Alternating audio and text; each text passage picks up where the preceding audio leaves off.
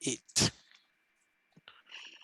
Bueno, en este nuevo encuentro titulado Otra escuela es posible, como prometimos, estamos junto a Eduardo Yepes Salgado. Él es director de innovación en la Learning One-to-One Foundation, la fundación que estudia el modelo relacional de las escuelas de Julio Fontán. Y hoy lo que venimos a escuchar y estamos muy ansiosos por saber es cuáles son esas experiencias exitosas que tenés la gran oportunidad, Eduardo, de conocer y de compartir, y te agradecemos muchísimo que estés hoy con nosotros y que puedas, bueno, presentárnoslas. Muchas gracias, Silvana. Gracias a las personas que nos ven. Estoy muy feliz de compartir con ustedes. Eh, el día de hoy vamos a hablar de aprendizaje autónomo desde las experiencias de diferentes instituciones educativas que se encuentran en diversos contextos en el mundo. Estas experiencias desde las cuales yo les hablaré se encuentran en Estados Unidos, en Chile, en Ecuador, en Colombia, en Brasil, en España. Aquí estamos hablando de instituciones que trabajan con estudiantes de preescolar, con estudiantes de primaria, es decir, con estudiantes que tienen 4, 5, 6, 7, 8 años, pero también con estudiantes preadolescentes, adolescentes y con universitarios, porque actualmente también estamos trabajando en algunos programas de pregrado y también de posgrado. Quisiera iniciar esto con los protagonistas, los principales protagonistas y los principales expertos, que son los estudiantes.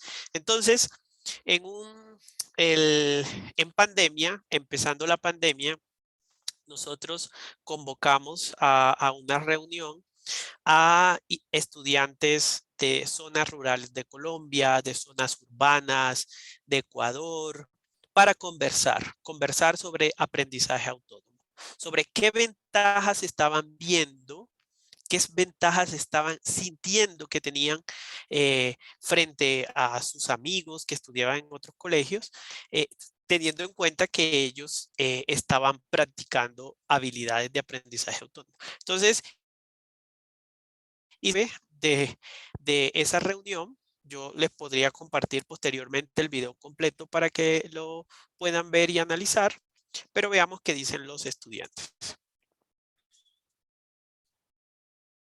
El sistema tiene bastantes ventajas, pero creería pertinente resaltar que esa parte de conocer al estudiante y no solo enfocarse en la parte académica, sino en la parte también humana del estudiante, como lo son los talentos, las debilidades, toda esta parte que hemos estado hablando, pienso que eso es fundamental para el crecimiento, no solo de que se prepare para la universidad, para el trabajo, sino para la vida en general. Pienso que nos ayuda a adquirir habilidades como planeación, como aprender a aprender, o sea, saber yo cómo aprendo, cómo adquiero la información y qué necesito para poderlo hacer.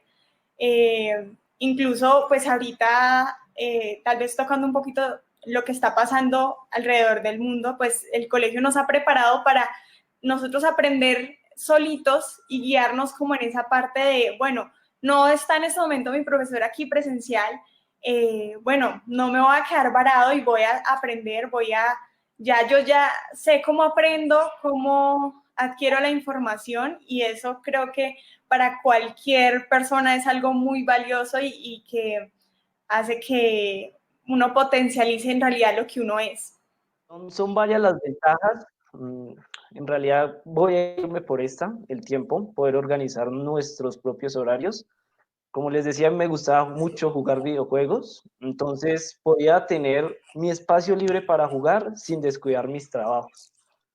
Probablemente a veces sí me sentía un poco perdido porque confundí eso de autonomía con libertinaje. Si ocurre un problema de que no me aprendo a organizar bien, Pero mira que con la experiencia, con todo lo que ha sucedido, gracias a los trabajos que hemos podido realizar, yo creo que uno se aprende a organizar y a ser autónomo. Que usted todo el tiempo esté pensando en sus trabajos y esté pensando de su estudio, porque usted ya se da cuenta que está estudiando es para usted mismo, para aprender, para que usted salga adelante y que no está haciendo una materia porque es que está en este plan de estudios y resulta y pasa que yo quiero pasar el año.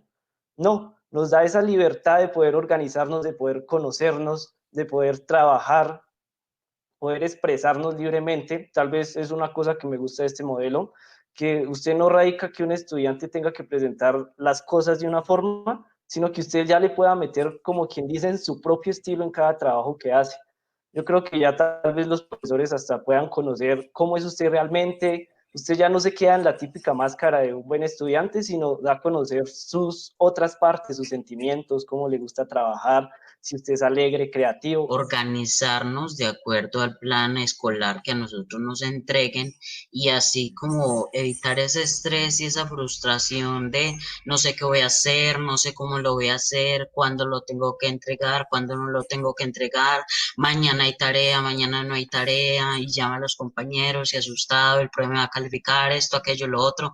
No.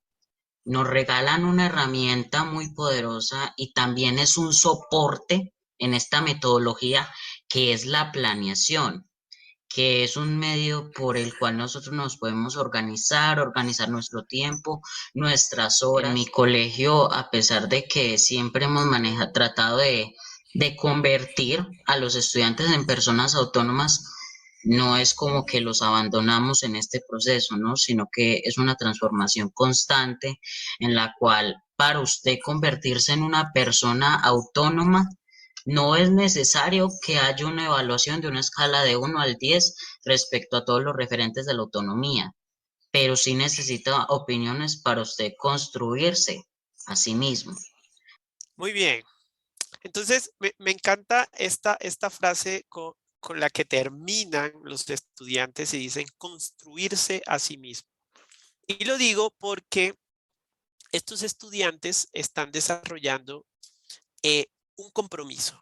Y el compromiso es que son autores de su vida y que ellos deben crearse a sí mismos con el apoyo de su comunidad, con el apoyo de la comunidad educativa. ¿Qué habilidades básicas tienen estos estudiantes? Porque realmente tienen un conjunto de habilidades bastante potentes. Yo solo quiero mencionar unas habilidades básicas que están en sus testimonios. Uno, la toma de decisiones. Están tomando decisiones sencillas, pero también decisiones complejas. Por ejemplo, organizarse, como dicen ellos. ¿Qué quieren decir con organizarse? Quiere decir que ellos definen cómo administran su tiempo escolar, cuándo estudiar, qué estudiar, si invertir más tiempo estudiando, por ejemplo, matemáticas que ciencias, etcétera. Manejan sus emociones porque saben cuáles son los factores que les generan frustración y cuáles son los factores que los motivan, por ejemplo, y entonces ellos cultivan los factores que los motivan, se conocen a sí mismos, identifican cómo se sienten más cómodos a la hora de aprender, cómo aprenden algo de forma más fácil o cómo aprenden algo que es complejo, qué tienen que hacer para aprenderlo. Silvana lo decía, yo sé cómo es que aprendo, decía Silvana. Saben construir metas. Esto es porque lo hacen permanentemente. Estos estudiantes todos los días construyen metas. Entonces saben identificar qué tienen que lograr en una sesión con el docente, qué tienen que lograr en un día o qué tienen que lograr en una semana o qué tienen que lograr en un mes o en todo el año o en un periodo de tiempo determinado. Planifican y valoran su tiempo. Para ellos el tiempo se vuelve un factor supremamente valioso que hay que analizar, hay que estudiar para saber cómo administrarlo, cuándo dedicar tiempo al ocio, cuándo dedicar tiempo al estudio, cuándo dedicar tiempo a la familia, etc. Construyen estrategias para alcanzar sus metas, saben cuáles son las buenas estrategias para alcanzar una meta determinada, siempre están en esta dinámica de indagar funcionan para aprender algo de matemáticas, qué estrategias no funcionan, qué hábitos del hogar les ayudan a aprender y qué hábitos que son malos obstaculizan su aprendizaje. Se comprometen, hacen metacognición permanentemente. Esto es clave. Si estamos hablando de aprendizaje autónomo, estamos hablando de metacognición porque por allí es donde empezamos. Y saben cooperar. ¿Por qué digo que saben cooperar? Porque en la medida en que se conocen a sí mismos, saben qué aporte pueden hacer a otra persona, qué aporte pueden hacer a un equipo con sus habilidades y también le ayudan a otras personas a conocerse. Ahora, ¿qué características tienen estas escuelas e instituciones educativas donde estudian estos niños y jóvenes que hoy día están aprendiendo y desarrollando habilidades de aprendizaje autónomo? Bueno, tienen un modelo innovador. Ese modelo se llama educación relacional, que es el modelo que está en distintos países, en 6 países, como ya lo mencioné, que es pertinente con el siglo XXI y el siglo XXII. Aquí el desafío de la educación y de las instituciones educativas es este. ¿Cómo somos pertinentes tanto con el siglo XXI como con el siglo XXII? Porque el siglo XXII está aquí a la vuelta de la esquina y muchas personas que están empezando su vida escolar seguramente van a vivir en los albores del siglo XXII. Construyen una cultura del mejoramiento continuo y una innovación perfectible que nace desde el contexto. ¿Qué quiere decir esto? Que van mejorando paulatinamente. Ellos saben que tienen muchas condiciones, estas instituciones educativas saben que tienen muchas condiciones favorables, para bien tienen condiciones limitantes para hacer innovación. Entonces, no aspiran a lograr cosas perfectas desde el principio, sino perfectibles, que se van nutriendo, enriqueciendo paulatinamente. Los docentes se encargan de apoyar a los estudiantes, se convierten en un guía. Eso quiere decir que el docente deja que el estudiante tome decisiones e interviene sobre la toma de decisiones del estudiante y le ayuda a hacer metacognición sobre su toma de decisiones. Esa es una forma de concebir el docente guía. Y los docentes hacen equipo con las familias y los estudiantes. De hecho, aquí el factor clave es los estudiantes. Los estudiantes aprenden a crear un equipo con los docentes y las familias para potenciar su aprendizaje. En la medida en que tenemos estudiantes que son aprendices autónomos, que aprenden a identificar cómo aprenden mejor, estos estudiantes le plantean a los docentes cuál es el mejor camino para aprender algo determinado en una asignatura determinada. Pero bueno, yo quiero decirles algo supremamente esencial. Estas instituciones son excepcionales, son instituciones fuera de serie, son instituciones que tienen todos los recursos didácticos y educativos que podríamos imaginarnos. No, no es así. Son instituciones comunes. Por ejemplo, instituciones que tienen 35, 45 estudiantes por aula, entornos vulnerables. Por ejemplo, hay instituciones que tienen estudiantes que la comida que reciben en el día la reciben en el colegio porque en el hogar no hay comida. Hay estudiantes que llegan sin desayuno al colegio y desayunan no hay conexión en algunas, en otras sí. Por ejemplo, en el Colegio Fontán, que es un colegio privado, sí hay conexión a internet, sí hay mucha tecnología, pero en muchos colegios rurales, como estos que están aquí en esta fotografía, no hay conexión y hay muy pocos equipos de cómputo. También hay hacinamiento, como pueden ver en esta fotografía. Entonces, no son instituciones fuera de serie, son instituciones comunes que tienen una meta: hacer innovación y desarrollar habilidades de aprendizaje autónomo. Ahora, ¿cómo inician estas instituciones a hacer aprendizaje autónomo? Bueno, tienen dos referentes conceptuales y esenciales para hacer aprendizaje autónomo. El primer referente es que definen unos niveles de autonomía. ¿Por qué es esencial definir niveles de autonomía? Porque como lo dijo un estudiante en su testimonio, al principio pueden confundir autonomía o libertad con libertinaje. Entonces, desde el principio, por ejemplo, las instituciones educativas definen unos niveles que van desde el nivel dirigido, que son aquellos estudiantes que aún no saben tomar decisiones, que han sido estudiantes que siempre toman decisiones por ellos, los estudiantes asesorados, que ya empiezan a tomar unas decisiones sencillas o empiezan a elegir, por ejemplo, lo que le plantean los docentes, los estudiantes orientados, que ya empiezan a proponerle al docente y el docente les aprueba. Ya los estudiantes autónomos, que son estudiantes que gestionan todo su proceso académico y educativo. Otro referente que tienen estas instituciones es que inician trabajando con 3 habilidades básicas. 3 habilidades. La habilidad de planificar el aprendizaje, la habilidad de monitorear el aprendizaje y la habilidad de evaluar el aprendizaje. Estas habilidades es el proceso metacognitivo, es un proceso metacognitivo que sustenta estas 3 habilidades.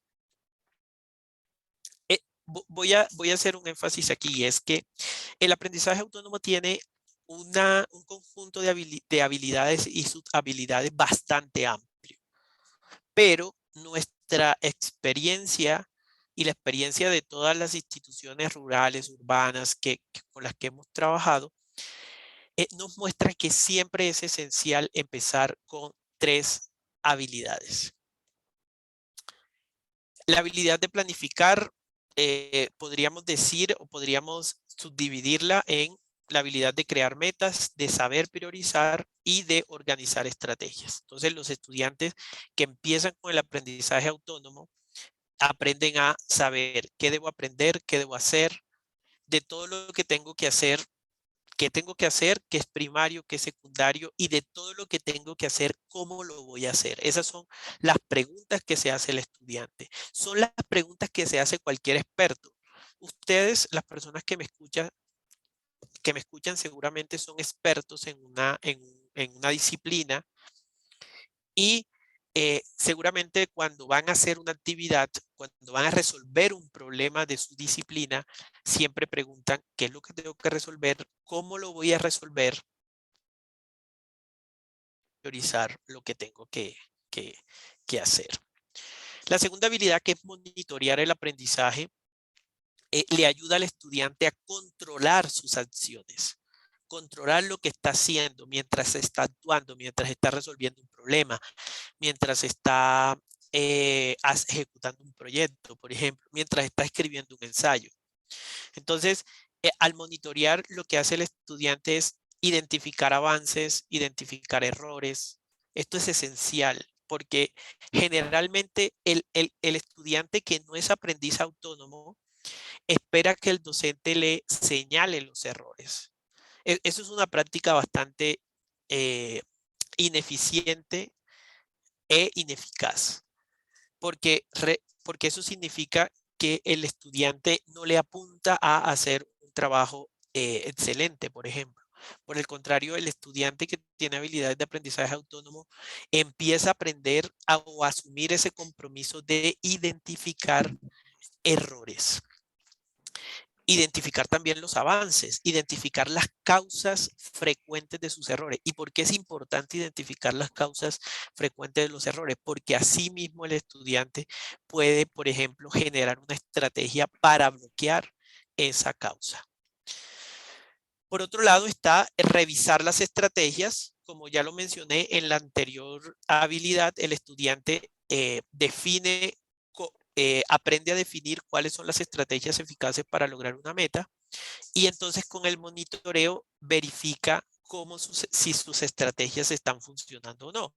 Por ejemplo, un estudiante que tiene como meta aprender cierto número de verbos irregulares en inglés Entonces, diseñó una estrategia y va evaluando si su estrategia genera el resultado o tiene que hacer un ajuste a su estrategia o un ajuste a su planeación.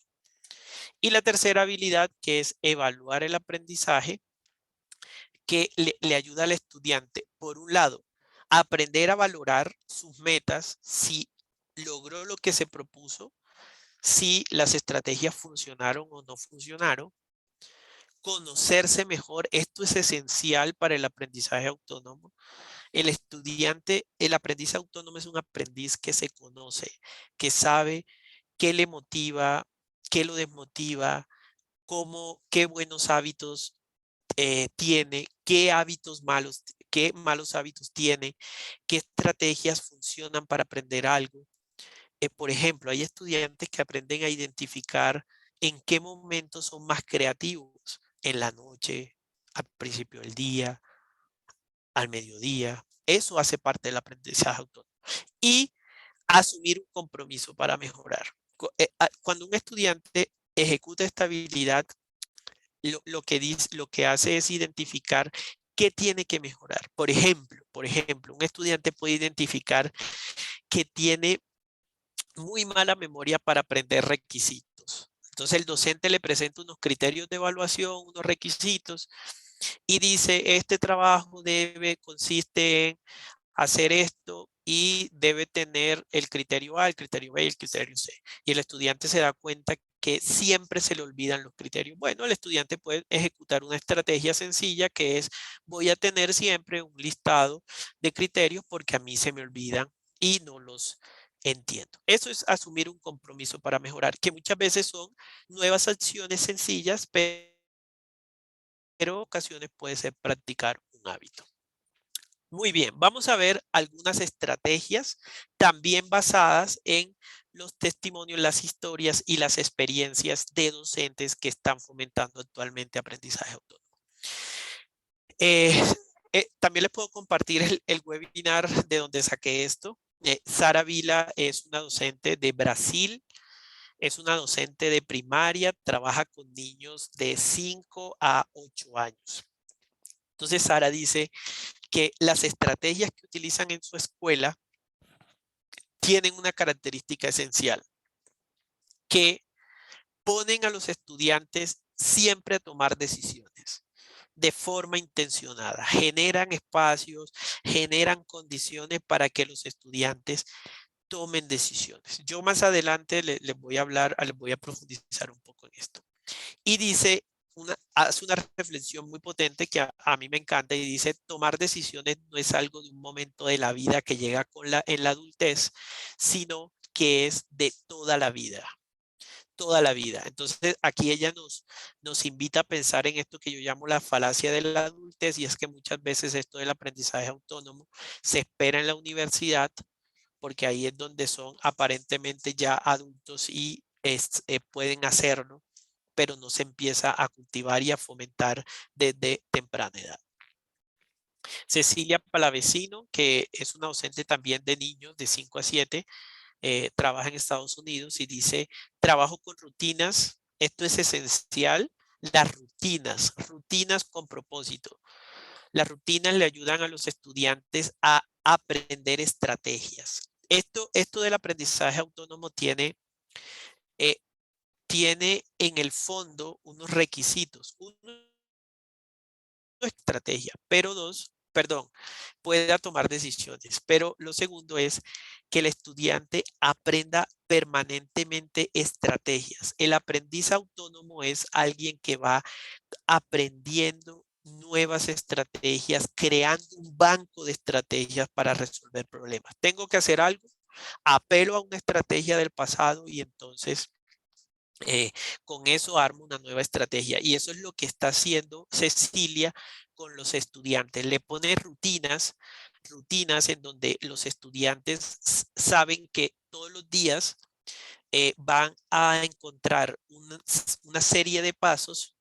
Por lo tanto, ellos se pueden preparar para esa serie de pasos, para enfrentarlos, para resolver esos pasos con estrategias cada vez mejores.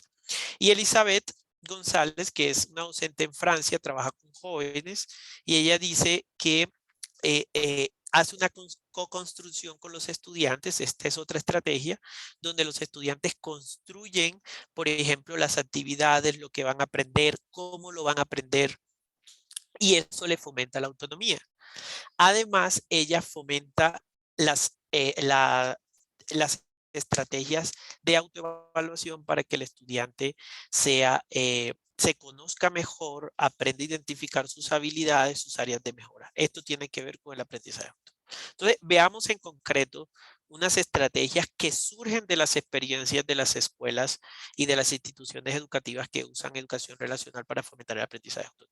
La primera estrategia es una estrategia que se llama rutinas con propósito. Perdón, voy a minimizar esto. Rutinas con propósito. Entonces, las rutinas con propósito, esto tiene diferentes, pero básicamente lo que hacen los docentes es dividir, ya sea una sesión de 1 hora o 2 horas, ya sea un ciclo de 1 semana o de 2 semanas o un mes, dependiendo de cómo trabaja la escuela, en 3 momentos. Apertura, el momento de la apertura, perdón, el momento de la apertura, un momento de desarrollo de actividades y un momento de cierre. Aquí, en estos 3 momentos, ellos practican las 3 habilidades que yo les mencioné. Planificar, monitorear y evaluar en el cierre. Entonces, dividen las sesiones. Hay docentes de matemáticas que tienen 50 o tienen 90 minutos con los estudiantes y entonces dividen eso, dividen la sesión en 3 momentos.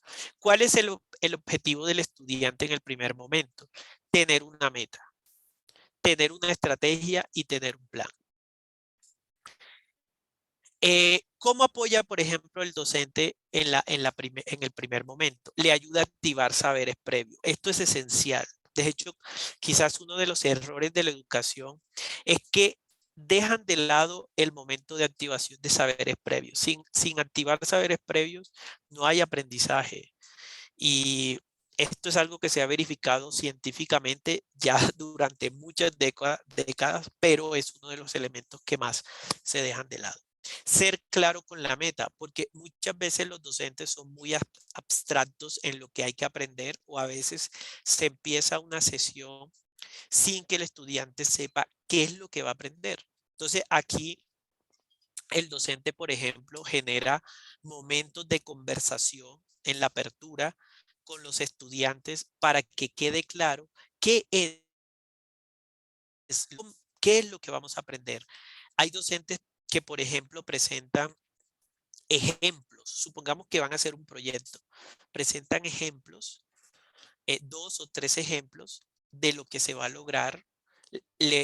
Los estudiantes conversan sobre eso, analizan cuál de esos ejemplos es el mejor para identificar criterios de calidad, criterios de evaluación.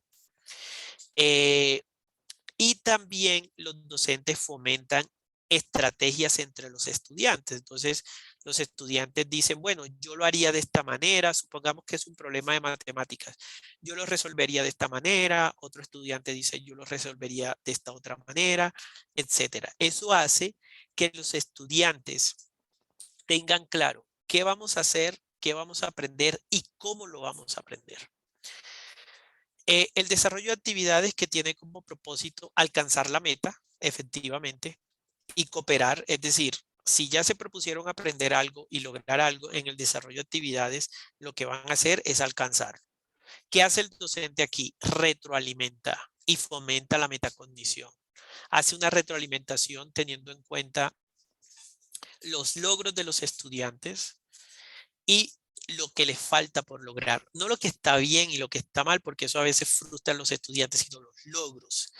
Es decir, ¿qué hemos hecho bien hasta el momento? Ese es un enfoque distinto. ¿Y qué nos falta? Eso reemplaza lo que está mal. Lo que está mal es lo que nos falta, pero ya el estudiante ve como tengo un avance. y fomentar la metacognición a partir de preguntas metacognitivas como qué hemos logrado en este momento, qué hemos aprendido, qué dudas tengo, cómo sé que lo que estoy haciendo está bien. Y el cierre. En el cierre, entonces los docentes a conocerse, a ver cómo les fue en la ejecución de esa actividad, de ese proyecto o del problema que estaban resolviendo, qué estrategias funcionaron y cuáles no, eh, qué pueden entregarle de valor a sus compañeros, por ejemplo, si descubrieron un nuevo método para hacerlo. Entonces, una forma sencilla de llevar esto a las aulas, por ejemplo, los docentes que quieran empezar a aplicar esto la siguiente semana, es dividir sus sesiones en 3 momentos. Y al principio, siempre conversar, por ejemplo, con estas 2 preguntas con los estudiantes y preguntas relacionadas. ¿Qué aprenderemos? ¿Cómo lo aprenderemos? O esto no tiene que ser una conversación unilateral, ninguna conversación es unilateral, pero bueno, entre del docente, sino que tiene que ser una conversación con los estudiantes. Los estudiantes deben llevar a sus palabras lo que necesitan aprender y deben conversar sobre cómo se imaginan que lo van a hacer. ¿Cómo se imagina, cómo te imaginas, María, cómo te imaginas, Fernando, que vas a hacerlo? ¿Por dónde iniciarías? ¿Cuál sería el primer paso?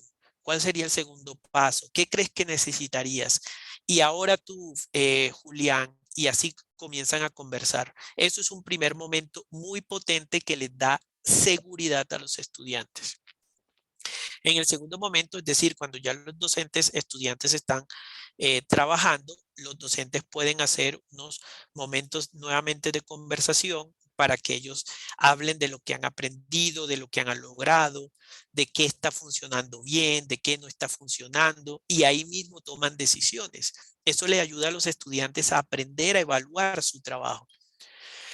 Y al final pueden tomar 5 o 10 minutos para conversar sobre lo que lograron, si lograron lo que se propusieron o no, cómo saben que lo lograron, cómo saben que está bien, por qué razón saben que está bien, qué deben mejorar de lo que hicieron, que ellos den ese primer paso y qué van a hacer hacia adelante. ¿Qué quiere decir que van a hacer hacia adelante? Quiere decir que van a hacer el día siguiente. Por ejemplo, si faltó algo, listo, entonces si faltó algo lo vamos a hacer al día siguiente. Eso es cuando acá nuestra docente de Brasil decía rutinas, perdón, de Estados Unidos decía rutinas, hacía referencia a este tipo de rutinas que son fáciles de implementar. Una siguiente estrategia le llamamos nosotros escalera de responsabilidad. ¿Por qué es una escalera de responsabilidad?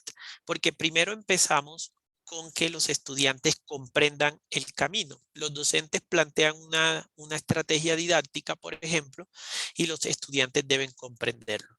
Aquí por comprender quiero decir no solamente saber qué hacer, sino comprender las razones por las cuales ese es el mejor camino. Voy a poner un ejemplo muy sencillo. Supongamos que un docente eh, le pide a unos estudiantes leer un texto y después le pide a los estudiantes hacer un mapa conceptual con ese texto. Claro, aquí lo que hacen los estudiantes es comprender cuál es la función del mapa conceptual, cómo hacerlo, por qué es mejor en este caso que hacer un resumen, por ejemplo. Recuerden que el aprendiz autónomo lo que aprende es estrategias al principio. Pero después su responsabilidad va aumentando porque ya no es seguir el camino que le plantea el docente, elegir ese camino. Saber elegir, perdón, entre distintos caminos. Supongamos que el docente plantea una opción A, B y C y entonces los estudiantes o un estudiante debe elegir entre la opción A, la opción B y la opción C, dando razones. Aquí hay un error que yo he visto típicamente y es que a veces los estudiantes eligen, pero eligen sin razones, sin hacer un proceso reflexivo. Entonces los docentes lo que hacen es que conversan con los estudiantes sobre las razones que los llevaron a elegir la opción A en vez de la opción B o elegir la opción C. Y después el estudiante tiene mayor responsabilidad porque tiene que proponer y el docente aprueba las propuestas. Vamos a hacer un proyecto, ¿cómo lo harías? ¿Sobre qué trataría este proyecto? ¿Por qué razón este proyecto? Entonces, el estudiante tiene que aprender a argumentar el valor de ese proyecto y el impacto que va a tener ese proyecto. Muy bien, entonces, un ejemplo de lo anterior es lo que está aquí en esta imagen. Por ejemplo, en el primer nivel es una relación más del docente hacia el estudiante. El docente presenta qué se hará, pero ya en un siguiente nivel de la escalera es una relación del docente con el estudiante, es una relación más eh, eh, horizontal, donde el docente presenta opciones y el estudiante justifica la elección de una u otra opción. Después es una relación del estudiante con el docente, ¿sí? Ya no del docente con el estudiante. Miren que en estos dos primeros es más activo y el estudiante es más pasivo, pero ya después en los últimos escalones el estudiante es activo y el docente guarda cierta distancia esperando que el estudiante actúe, proponga. Y finalmente, la tercera estrategia, que esta la mencionó Elizabeth, es la de evaluación. Nosotros le llamamos evaluación de progreso. Es una evaluación donde lo que hacemos es visibilizar la evaluación del estudiante. Nosotros sabemos que el estudiante hace algún tipo de evaluación mientras está trabajando, mientras está aprendiendo, entonces buscamos que la haga visible, que le muestre al docente qué ha aprendido, qué ha realizado, qué preguntas tiene y cómo lo está realizando, cómo está haciendo el trabajo o qué estrategia utilizó. Aquí nosotros rompemos con una práctica habitual y es que el estudiante le entrega el trabajo al docente y se queda callado esperando que el docente le diga qué está bien y qué está mal. No, lo que nosotros buscamos es que el estudiante sea eh, el primer protagonista y que empiece la conversación, que empiece a mostrar lo que ha hecho. Y posteriormente el docente entra con la retroalimentación constructivamente. ¿Qué quiere decir retroalimentación constructiva? Que primero le dice al estudiante, de esto que me presentas, esto está bien por tal razón y esto otro se debe mejorar. Conversa con el estudiante mostrando interés ante sus preguntas. Por ejemplo, procura no dejar preguntas de los estudiantes sin resolver y le ayuda a construir los siguientes pasos. Esto es esencial para el aprendizaje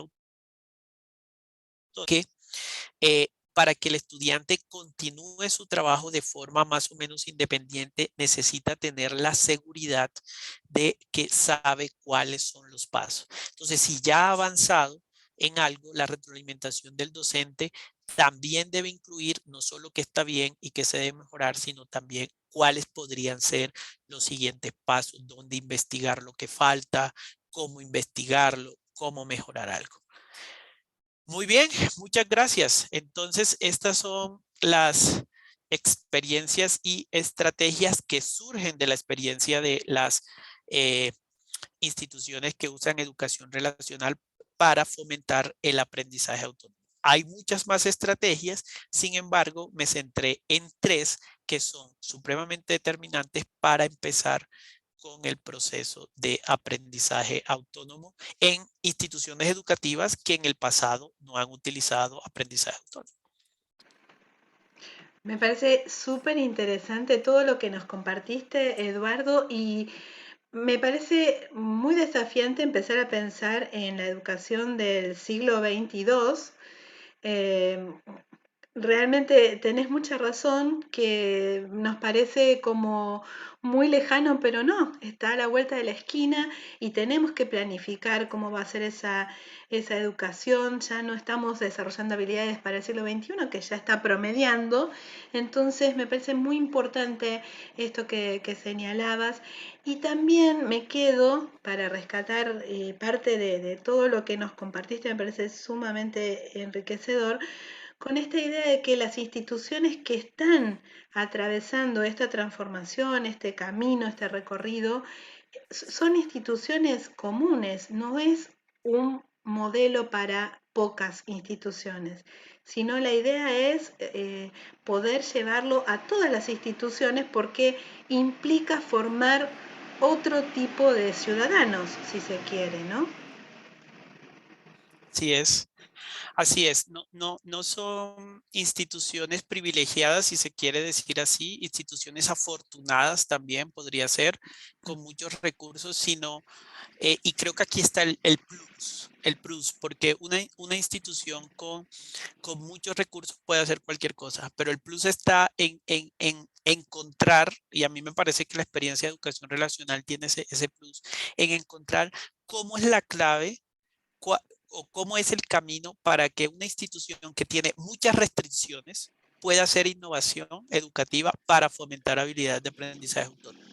Y por restricciones quiero decir entornos vulnerables, entornos empobrecidos donde a veces la familia no apoya el proceso educativo, donde la familia no puede, no es porque no quiera, muchas veces porque no sabe cómo hacerlo, porque también Claro. viene de una educación precaria o porque dedican 12 horas al día a trabajar o 14 horas del día a trabajar, pero también entornos de violencia, por ejemplo.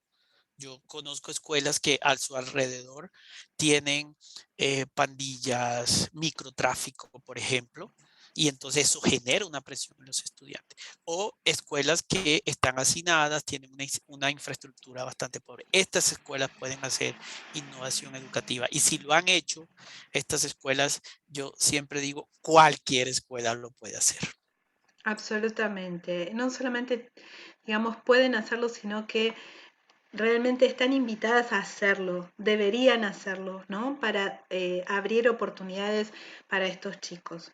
La verdad, muchísimas gracias por tu tiempo, Eduardo, súper interesante. Espero que sea el primero de varios encuentros para que podamos seguir conociendo más experiencias como esta. Muchas, muchas gracias.